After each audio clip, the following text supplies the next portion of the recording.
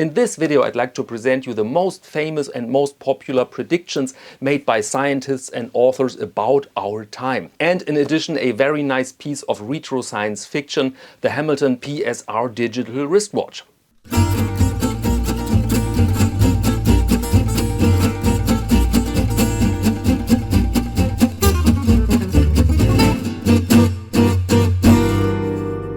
When I was a child back then, I really loved all these books filled with predictions about the year 2000, for example, or the year 2025, written by authors, science fiction authors, famous names, and also by scientists.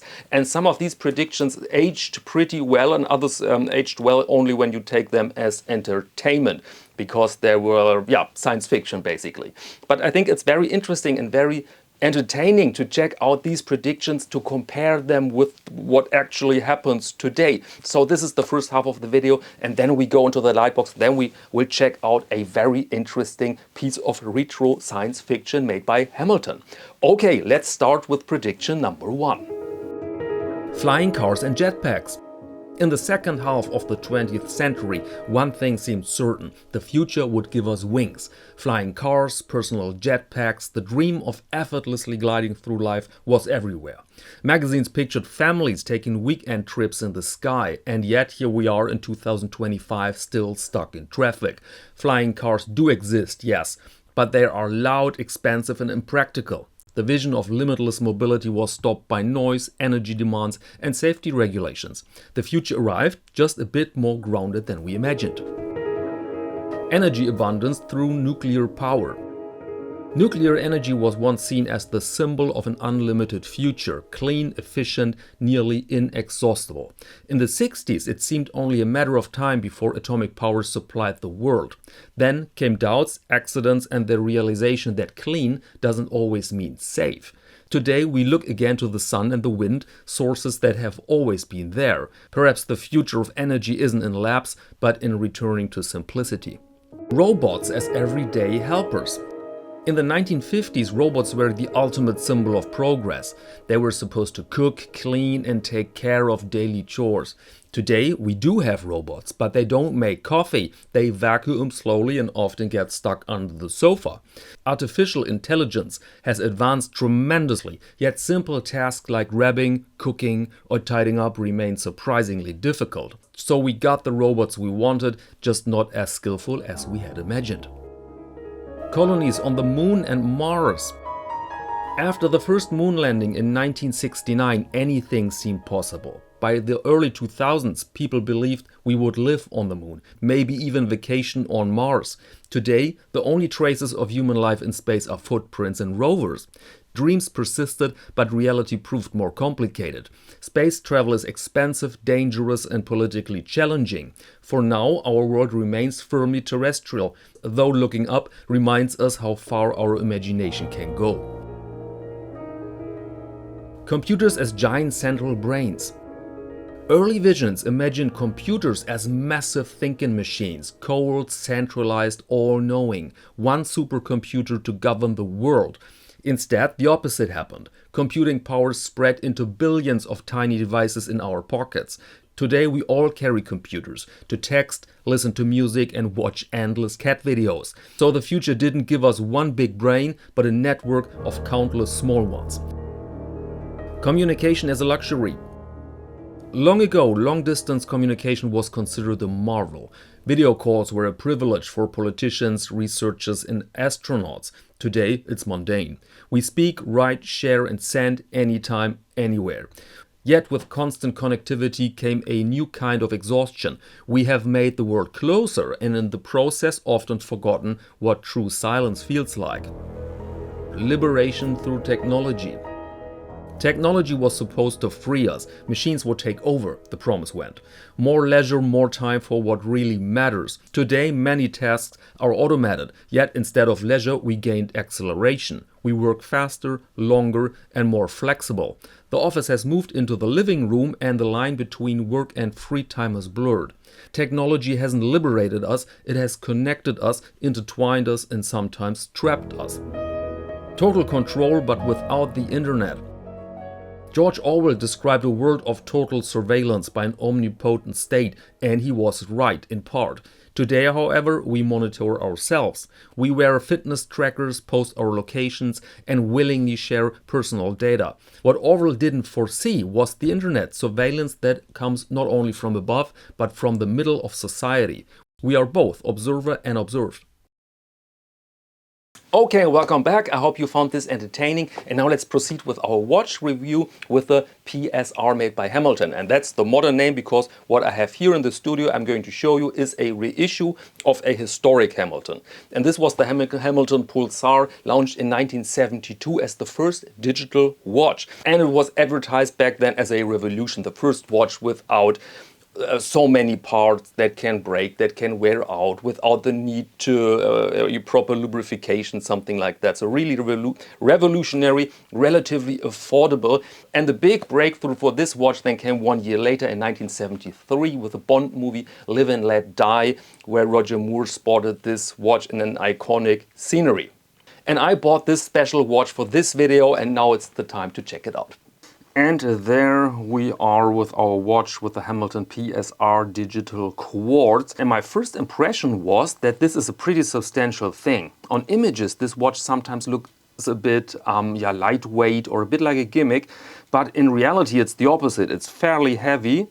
And you see and feel and experience a certain quality, really. And so I was very happy, very surprised in a positive way when the parcel arrived here. But okay, let's start with the measurements here. We have a case width here of 41, which sounds large, but the case length is relatively moderate with 35, which gives us this TV format here. Then the height here is 13.3 together with the crystal, which is the sapphire crystal with anti-reflective coating. And the lug width here is 24, and the bracelet tapers down then to 19 millimeters. The watch is waterproof up to 100 meters, and the price right now is 845 euros or 925 US dollars for this watch. So not really an entry-level price, but again, the thing feels and works pretty well. So let's begin with the dial here. We have this very dark red, and when you push the pusher, then you can read the time, 10 o'clock, 41 minutes, and then it disappears automatically. We have a brushed surface here. The entire thing actually is brushed, including the bracelet. It's a bit hard to show you the case back, but there you go. Entirely brushed everything. And so everything neat and clean, and it looks actually like a tool and not necessarily like a piece of your jewelry. Absolutely. Okay, and the interesting feature, of course, is that the dial here is relatively dark to save battery power, because back then a battery had a certain lifespan. It was rather short compared to modern batteries. I mean, here is a modern battery inside. Today a battery can hold up for 5 years, but back then this time was very limited. And so they came up with the solution with this button to reduce energy consumption, because now you use a lot of energy compared to this state here now. And so when you're wearing this watch and you can figure out the time like this when it's in certain light condition, but when you are in the dark, then you have your power switch, and there you go, 10 o'clock 43 minutes. And you can actually see the time and the seconds if you like. There are the seconds. Also very charming and very retro feature, I find. Beautiful, just handsome. I mean, it looks so old school and so reduced, and at the same time really bold. I mean, when you're wearing this watch during the night, then you really have your fun with it, and it looks great on the wrist. I will show you this, of course. And now to the bracelet. There you go, entirely brushed, butterfly clasp. Here the Hamilton logo, works fine, works with pin. I said this before, I prefer screws, but that's okay. It's a method that has proven its value over decades. Then you have here 2 screws to attach the bracelet there. And the bracelet is pretty comfortable. It is a bit Seiko-esque. It's a bit wobbly. It doesn't feel like this several €100 Igla type of thing where you have zero tolerances, but it's comfortable. Very comfortable. It's relatively precise, it's good looking, and so I'm very happy with the bracelet, but you're certainly not on one level with a, let's say, Rolex bracelet, but okay, this is another price category. All right, and now let's operate the watch, which is very simple, ingenious method, really well thought out.